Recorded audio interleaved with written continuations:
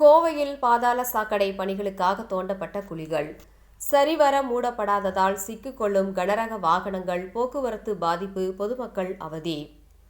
கோவை மாநகரின் பல்வேறு பகுதிகளில் பாதாள சாக்கடை பணிகள் நடைபெற்று வருகின்றது. இதனால் பல்வேறு இடங்களில் சாலைகள் மோசமான நிலையில் உள்ளது. இதனால் சாலையில் செல்கின்ற வாகனங்கள் அடிக்கடி பள்ளத்தில் சிக்கி விபத்துகள் ஏற்பட்டு வருகின்றது. இந்நிலையில் கோவை கணபதி மணியக்காரபாளையம் பகுதியில் கடந்த சில நாட்களுக்கு முன்பு பாதாள சாக்கடை குழியில் லாரி ஒன்று சிக்கிக் கொண்டு போக்குவரத்து நெரிசல் ஏற்பட்டது.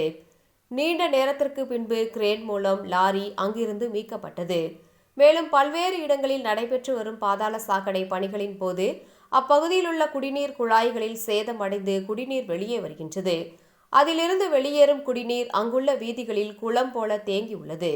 இதனால் அப்பகுதிகளுக்கு செல்லும் வாகனங்கள் விபத்துகள் ஏற்படுவதால் வாகன ஓட்டிகளும் அச்சமடைந்துள்ளனர்.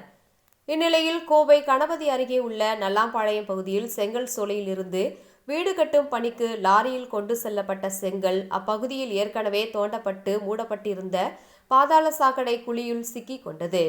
இதனால் அப்பகுதியில் போக்குவரத்து பாதிப்பு ஏற்பட்டது. மேலும் மற்றொரு லாரி அங்கு கொண்டு வரப்பட்டு